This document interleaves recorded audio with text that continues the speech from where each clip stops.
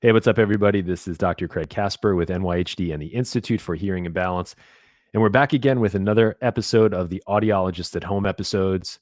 And today I have Dr. Ariella Naim, all the way from beautiful, sunny New York City. How are you? Good. How are you? I'm doing great today. Hope you had a good weekend. Hope you had a nice Mother's Day. Hope your mom had a good Mother's Day. It was beautiful. How was Sandy's? Awesome. We planted flowers, actually. She got me to plant some Oh, flowers. So that's so nice. yeah, it was nice. And the weather was really good here in New York yesterday as well. So Not so much on Saturday, though. We had some snow. I know it was like snow squalls on Saturday afternoon. It was Yeah. crazy. Yeah. The world is absolutely upside down. I'm convinced. We're So, going to start fresh in 2021. That's what will happen. well, I think let's start to right side it right now. So let's talk about stuff that's important. Okay. We're going to talk about, as we've been talking about on these episodes, for anybody who's checking in for the first time, we're doing a little Q&A. We've been doing this for quite some time. I think this is episode 33 now that we're doing on an almost daily basis, where we get some questions from our patients, from people out there in the world of the internet, regarding hearing imbalance, and we try to do our best to answer them and provide some value during this time when we do not have the ability to actually see patients in our practice face to face. Mhm. So today the topic is really interesting because a lot of people don't necessarily talk much about this. They think you get a hearing aid or you have hearing loss, and then there's not much you can do about it after that, right? Mhm. But if we take a look back in the history books of audiology, and then we also take a look at the audiologists who are involved in some best practice type stuff as well, the concept of aural rehabilitation, AURAL, rehabilitation comes up. Not dentistry stuff here. We're talking about ears. And the question is, what is aural rehabilitation and how might it be useful for someone with hearing loss? So, great question. And we actually spent a lot of time learning about this in our doctoral programs because it is so important.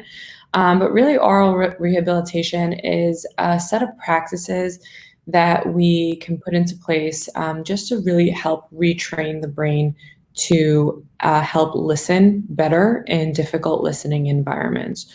And really, it's about getting the patient to start participating in activities that they once used to love to do, but because of the hearing loss, have found it very difficult.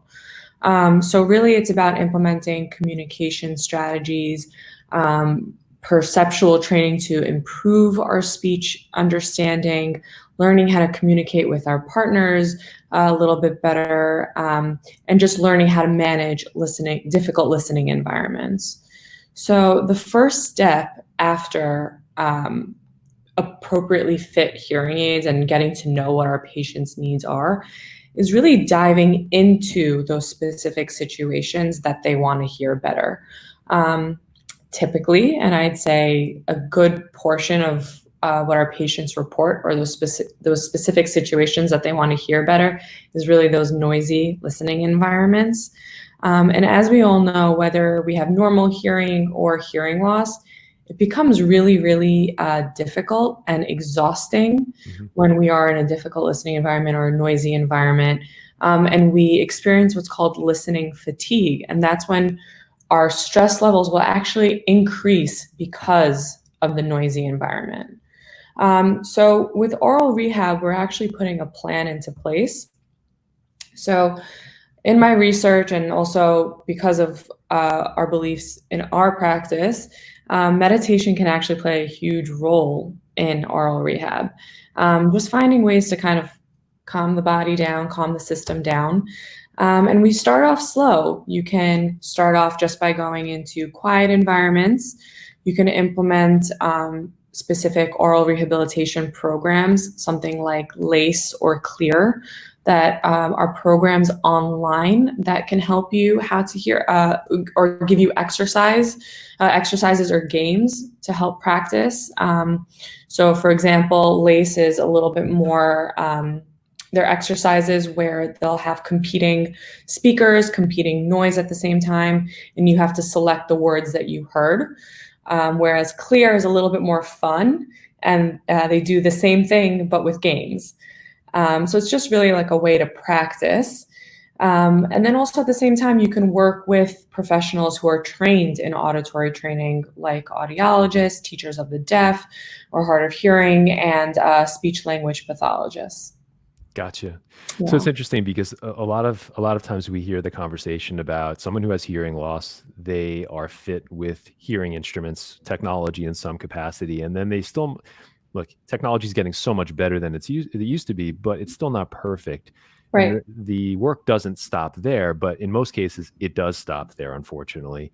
So what you're telling us is that we have to take the next step and we have to start to further retrain the brain and challenge Mhm. the brain. So once it gets into those more difficult listening situations where most of us are having challenge, and hopefully most of us will be revisiting soon, like restaurants and social situations, Right. so we can perform better because we've already practiced those things in beforehand. So Exactly. it's a matter of just getting the brain set up for those more challenging situations. That's Exactly. really, yeah, that's And what's really really, nice, sorry to interrupt, no, no. but what's really nice is that you can actually do it at your own pace, and you can do it. So, for example, right now where we're all quarantined at home, you can do it at home and practice and just keep going through the games. Or I know that we've been talking about probably bringing an oral rehab program into our practice so that we can do it with our patients and Yeah. help train them. And at the end of the day, it's really about improving the quality of life overall. So hearing better is always going to make us happier. 100%. You know, I love the fact that you brought in the component of mindfulness and meditation too, which most people might not think too much about that. But putting the meditation part aside, the stress response, it doesn't allow us to make very good decisions.